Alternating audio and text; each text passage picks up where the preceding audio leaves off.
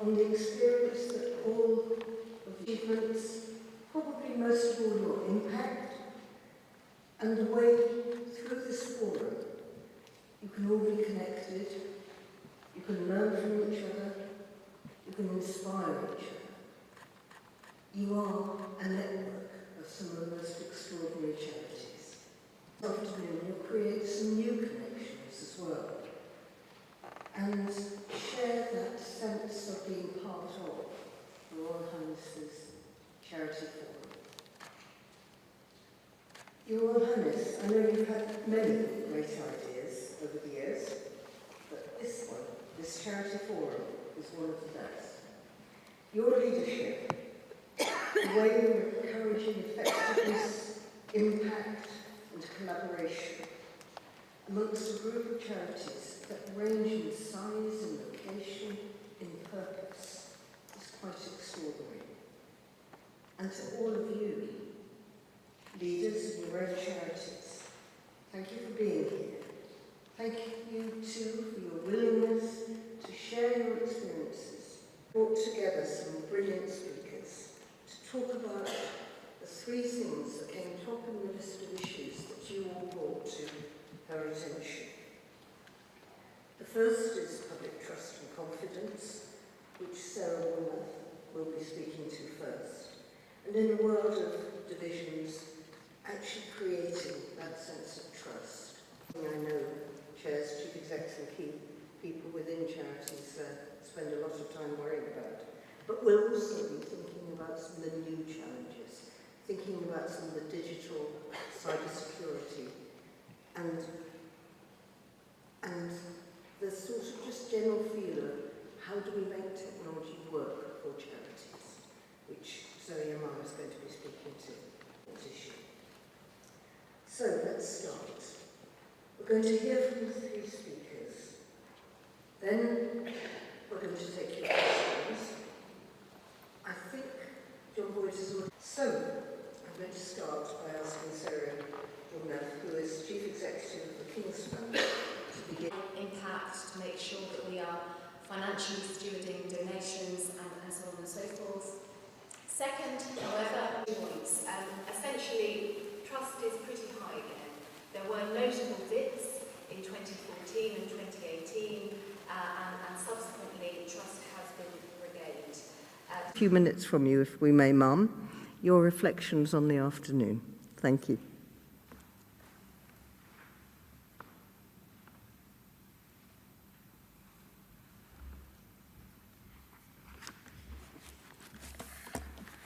Well, thank you all for joining us, and careful what you wish for, because summing up might take quite a long time. But firstly, I'd just like to make the point that we're very fortunate that His Majesty has allowed us to use Buckingham Palace for this event, and I need to say that, because in other aspects I probably wouldn't. But it does help. And we're very grateful for this opportunity. But I'm also very grateful for our speakers today and for our chair, Professor Lynn Berry, and for their contribution in terms of broadening what we hope was a general interest to you, but also your response to that, which is equally important. And those sort of observations are critical to me. I mean, I'm grateful because you've come together as a group. Interestingly, if you like, I'm not here because this was my choice. You very kindly asked me to become patron of your organisations.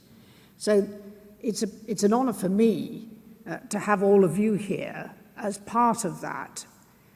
The pleasure I get from visiting and finding out a bit more about what you do, and occasionally in the passage of time, and this is about the passage of time as far as I'm concerned, is that you should be able to knit some things together, that there are common denominators which all of those of you can benefit from. There are some which, of course, are newer. There's some I started a very long time ago.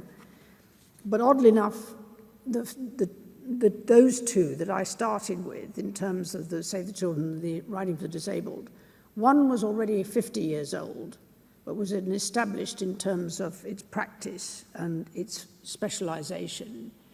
but very specific in terms of the way it had been led and the individual who created it. And the other in the RDA was set up as a new organisation to respond to a concept that horses could make an impact on people's lives because of one individual who'd overcome her particular handicap to be successful in sport, with people going, I can do that, and I can offer it to others, and it's grown from there. As a federation, that, you didn't mention that in terms of mergers and meetings, but oddly enough, it is an option. It's not always easy, but they were set up very much as a federation, set up as small groups, individually sourced, supported as individual charities, but needed a central point to establish standards for training, for coaches, for fundraising, that fitted, that gave them a greater degree of scope. So those two organisations had two very different feels about them in terms of scale and operation, but they taught me a great deal. All of you fit in different ways, and I think that's the thing that the Charity Commission has real issues with in a way, is because you do start with very specific and sometimes very personal perspectives, which are quite difficult in a way to fit into the greater good. And others come from historical connections which have changed over time. You mentioned Help for Heroes, and that is true, but Help for Heroes in a way was constructed for a very specific purpose, and then found when they'd done that, they didn't have the scope to put the money anywhere else, because that was how they were set up. Now that's a challenge for the sector as it evolves and how it responds, and the way in which you can actually make the best of your abilities, and their abilities were fundraising. And that was very specific, and others were quite jealous of that. But when you get together at an event like this, does it help you to say, you know, well, where are we? What are we? What is a charity? Are there things we can all share? Are we very specific, and are we completely independent? And that comes with scale, how local you are. Is it more about a very local driving force, a local knowledge?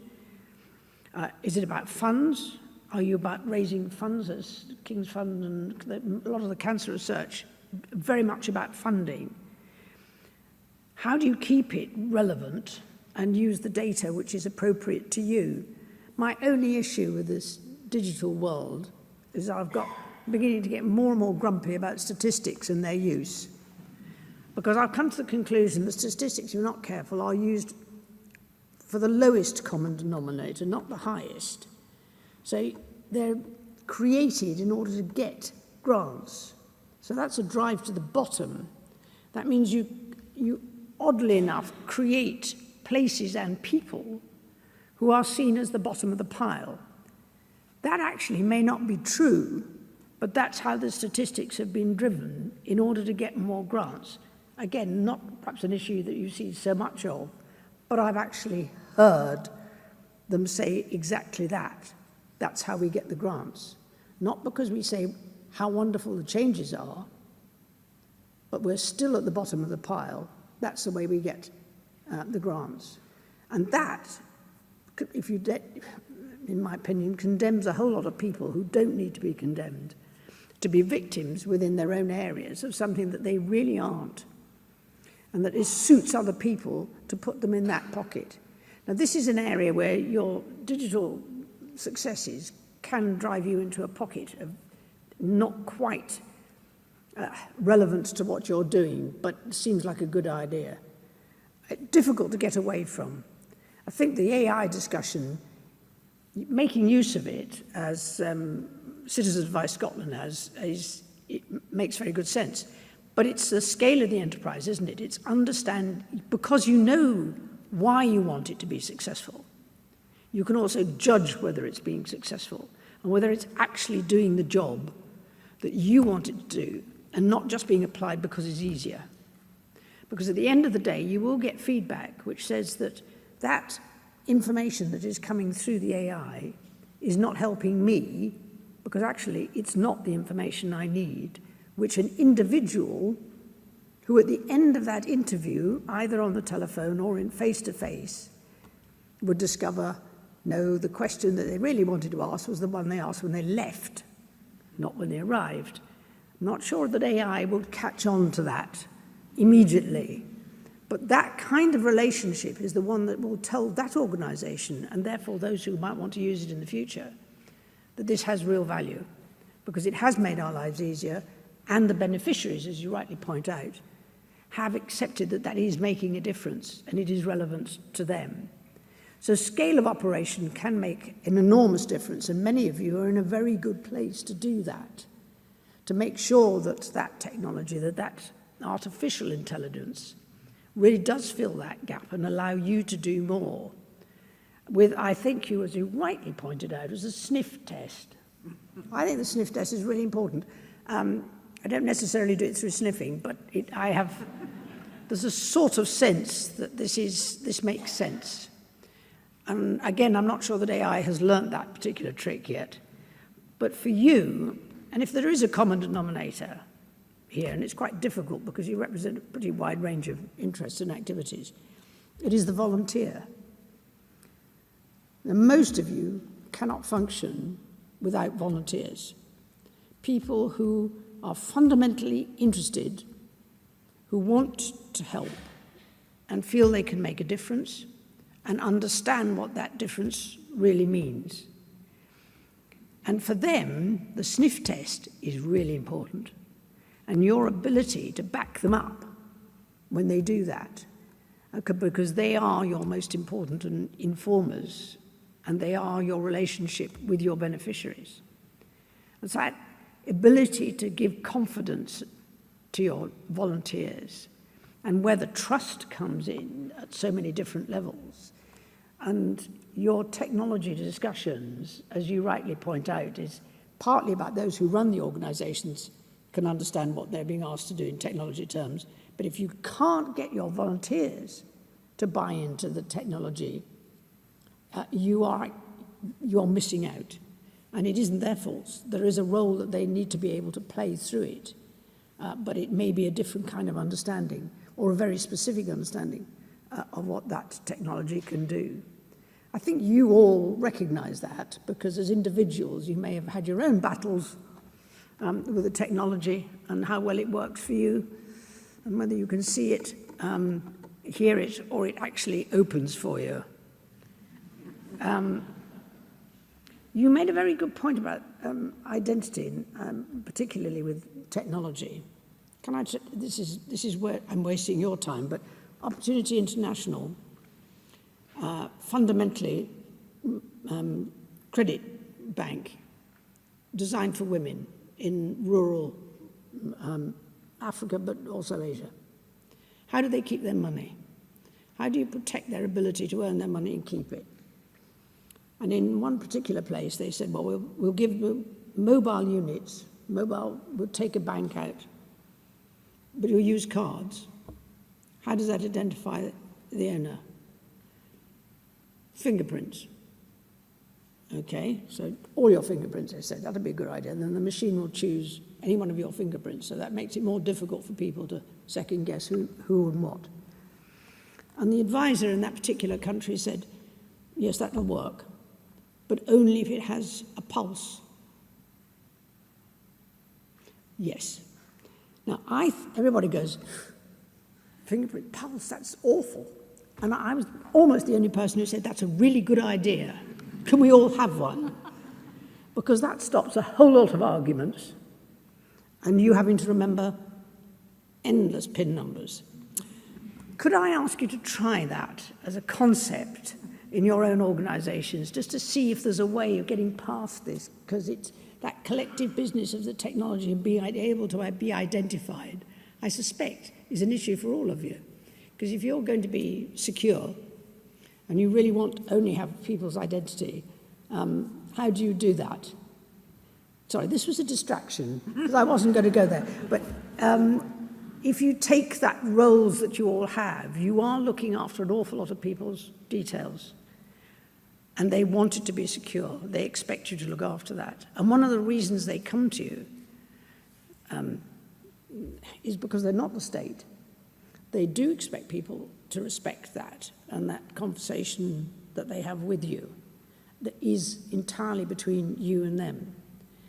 And that's the other bit about trust, isn't it? How do you fit into that view of trust, which is being undermined in some respects by the technology that's all around you?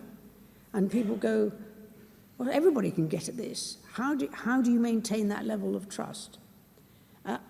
I hope that today will help that discussion along, because I know you will all have opinions about that and how secure you need to be and how relevant that is to your particular organisations and the scale of your enterprise and where you are, because if it's very locally focused, that may be easier because you can contain that. But if you're a much bigger scaled operation, that becomes rather more difficult. You here represent all of those and everything in between in terms of scale. Some of you have merged, some of you have joined forces. Is there a way of making sure that we're not paying any more lawyers and accountants than is strictly speaking necessary? Can I get away with that? All right. The art of the possible, you've got to make sure that it's really necessary, and that's really important. And scale, I've come to the conclusion there's no good idea which can't be defeated by scale. So only you will know when the scale becomes a real problem and how you manage that and knowing what you can cope with. So thank you for listening. There really is nothing new under the sun, though, is there, in terms of the people you're responding to, the way that they need that personal touch that isn't all about technology, but how you use it to create that. Some of these charities go back a very long way. I'm struck that, of course, that Prince Albert was quite good at this. And he was that was, again, not a specific subject. That was driven by the Great Exhibition. So the Commission for 1851 covers a very wide range of subjects at levels of which it can support people to take ideas further.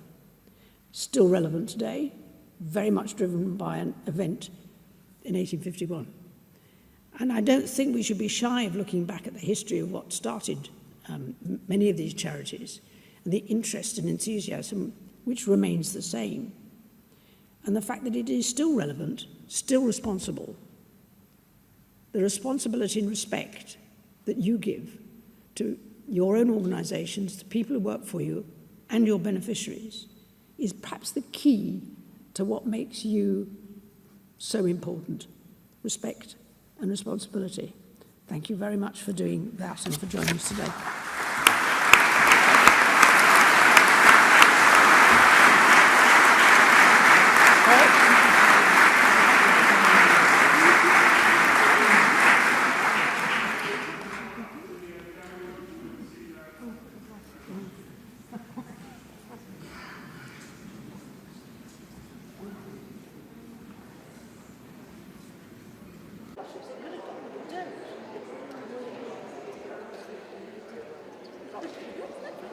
Very good.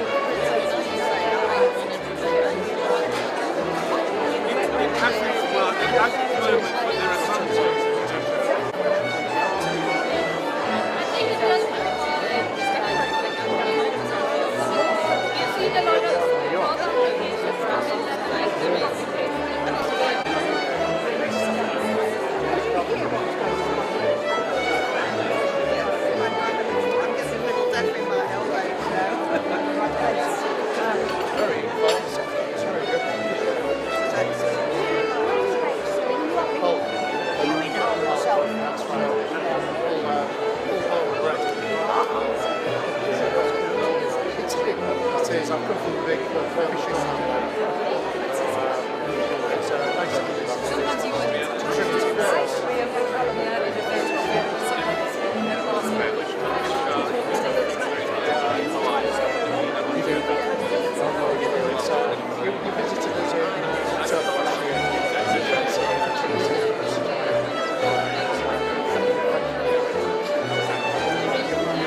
We were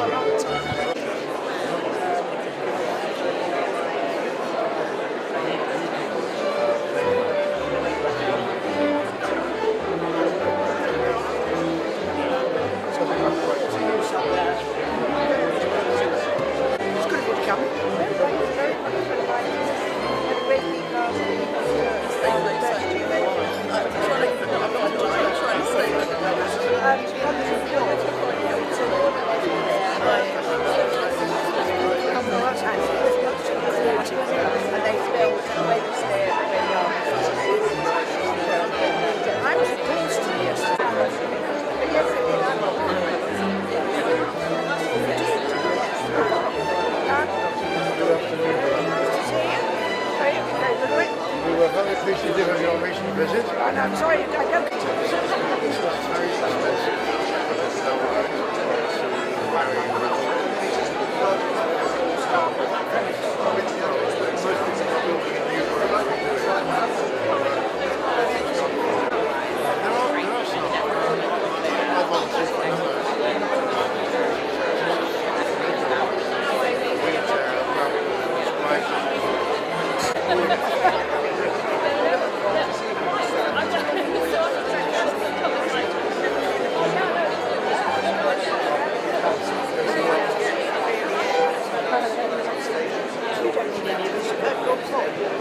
Sadly, between two water barriers.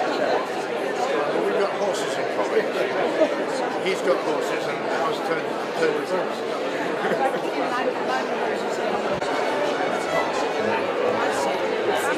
Good local network.